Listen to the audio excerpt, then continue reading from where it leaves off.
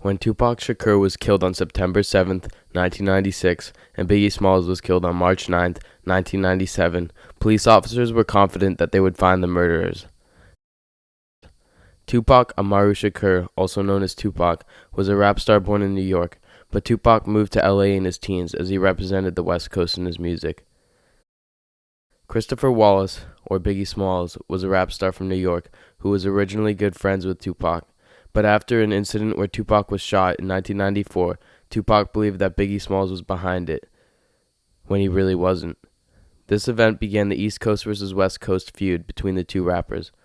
During the FBI and LAPD investigations of their deaths, the East Coast versus West Coast conflict was regarded as possible gang violence. While the assumed causes for Tupac Shakur and Biggie Smalls' deaths are gang violence, the FBI and LAPD have treated the case unjustly, and the murders of the rap stars remain unsolved. Tupac was a king of rap. To his legions of fans, he's the ultimate gangster rapper. Thug life, that's my cover. He's the angry voice of urban America. Yes, I am gonna say that I'm a thug. That's because I came from the gutter. People in the hood call him Black Jesus. They was like he was sent here to save us. But on September 7th, 1996, Tupac Shakur was shot in a drive-by shooting, and he died 6 days later in the hospital.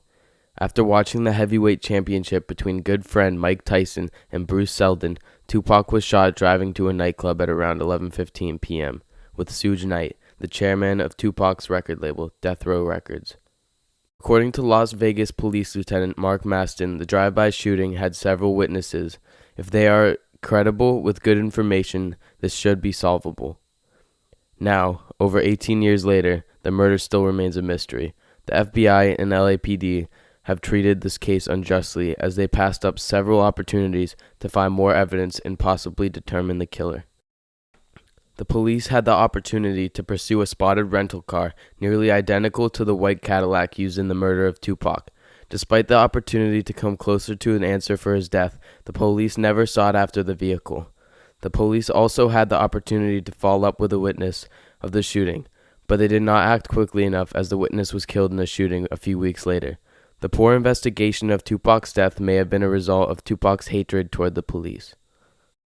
Well, Pac, you got to realize of, where he come from and his family's history with the police. And they hated Pac. They hated Tupac. Rival rapper Biggie Smalls was killed in a drive-by shooting 6 months after Tupac's death. Similar to the investigation of Tupac's death, Biggie's investigation was also treated unfairly.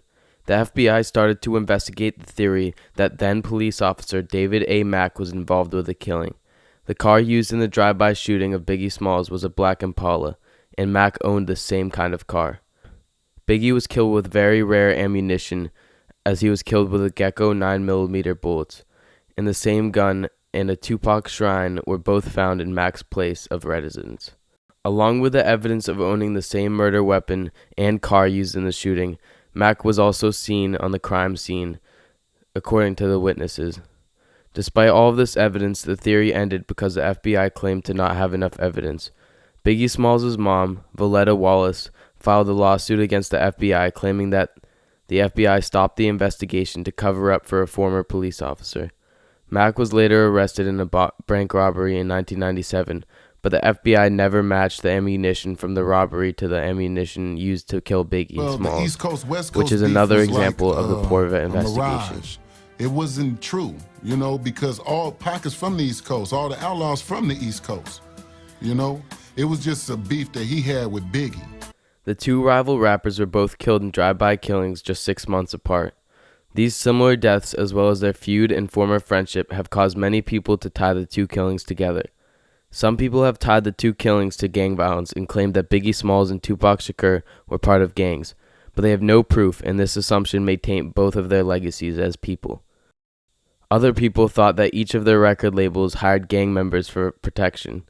Some people believe that Suge Knight was behind both killings, as Tupac planned to leave his record label, and Suge Knight believed that if he hired someone to kill Biggie Smalls, they would blame it on the feud between the two rappers instead. There are many possibilities of what may have happened, but as of now the cases are still mysteries, and there may never be an answer. The investigation of Tupac Shakur and Biggie Smalls' deaths have a significant impact on the world. This is not only because the two rap stars were killed, but because it is an example of the FBI investigating poorly. The FBI passed up many opportunities to pursue knowledge on their murders, but chose not to. The Biggie Smalls case was treated especially unfairly because the possibility that David A. Mack investigation ceased primarily because he was a police officer at the time of the killing.